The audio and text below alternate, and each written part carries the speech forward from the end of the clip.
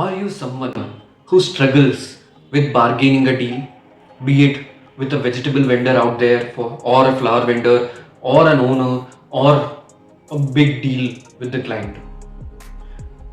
Hello viewers, then this video is for you. Welcome back to our channel 3 Somethingy.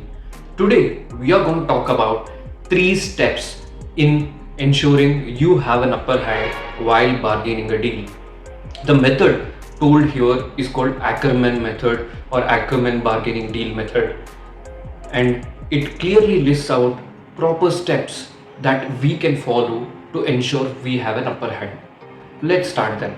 The first one is let the other person go first and offer you a price. If that price is a sweet deal for you, you just negotiate a bit and grab it.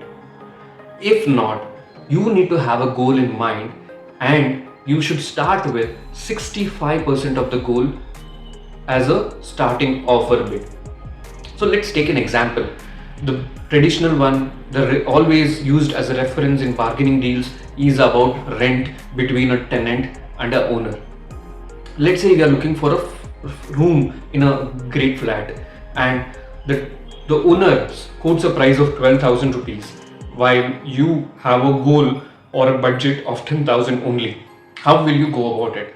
Now, as per this method, we need to start with 65% of the goal. Hence, you need to quote that your budget is only 6,500 and ask them if it can happen.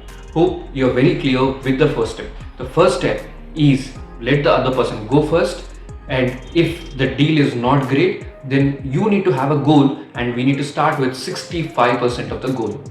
Now let's move on to the second step. In the second step, there are again two small subsets. One is that we need to use logic and empathy and helplessness to bring the price of the owner down. Secondly, since we are at 65% of the goal and we can move to 100%, slowly in the process you move it to 80% or 85% to 90% to 100%. So this is the process of negotiation wherein you bring down the price of the owner by using logic and helplessness, while you also in the process slowly increase it. Again, let's take the example that we have been discussing. You started with 6,500 and an owner with a good sense will outrightly reject you because he quoted 12,000 rupees. Now you need to use logic. Logic could be that, sir, I really like the room in this flat. However, I checked out in the neighborhood, many many rooms are available in this range of 6,500 to 7,000, but I did not go for it because I really liked your flat. So request you to kindly reconsider the quote that you're saying. Let's say with this, he would say the maximum he could go down is 11,500. Now you react. The first way you reacted was using logic, saying that, sir, I checked elsewhere, I benchmarked this price, but then your price is quite higher. Now he'll come down a bit. Next, you use a logic of empathy or helplessness. You say that, sir, thank you for reducing the price by 500 rupees, thank you for the generous offer, but I really can't afford it. My budget is only so much. Let me see what is the best I can do, and think about it and say that, sir, you got it down by 500 rupees. Let me take it to 85% of the goal, which is your thought process inside, and you would quote a number of 8,500, saying that, sir, I have moved from 6,500 to 8,500 while you have reduced it by 500. Can you reconsider if this works for you, because I really like your flat and I'm not able to afford it because of the price you quoted.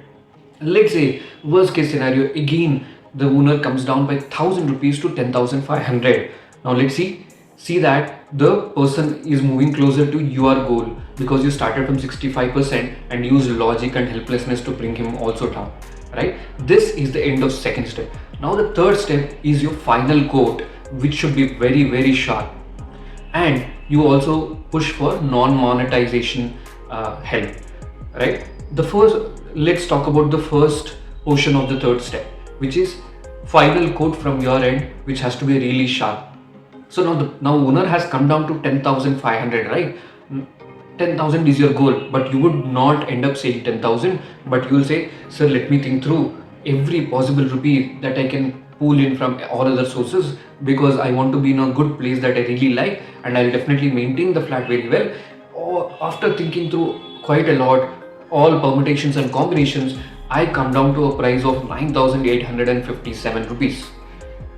And this is the best I can do, sir. If you are not able to give it, I can't do much about it. I'm requesting because I am not able to afford even a single rupee more than this.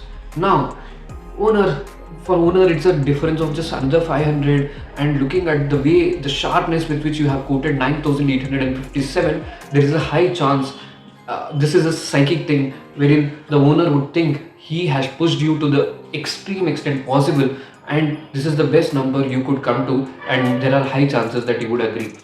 While this is the case, you would want to give an impression to the owner that he has not dropped quite his room rent quite a bit. You could say that, sir, while I have stretched myself from 6,500 to 9,857, the money that I kept for buying, let's say, furniture or few utensils now is getting consumed here. If you I see that you have few furniture lying around. If you could please allow me to use it, then I'll be able to manage my expenditure within the total budget I have. Now see, this step you are pushing owner further to tell him that, boss, I have pushed my extent. I have taken out my budget or expenditure for other things to be able to afford this rent for you.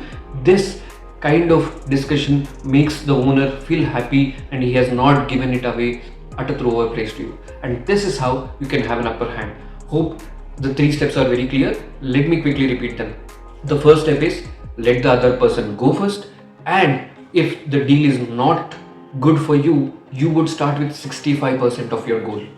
Second step, you will bring down the price of the owner using logic, helplessness, and empathy from your end. At the same time, you would increase your quote offer from 65% to slowly 100%. While this is happening, the final quote, which is the third step, the final quote you have to give has to be very, very sharp and not a rounded number like 10,000. And you also need to push for non-monetary benefit so that the other person feels he has not given it away just like that, and you have stretched your all possible extent to be able to break a deal or negotiate a deal. Hope this was very useful for you. Let's use this Ackerman method in all our bargaining deals and have an upper hand.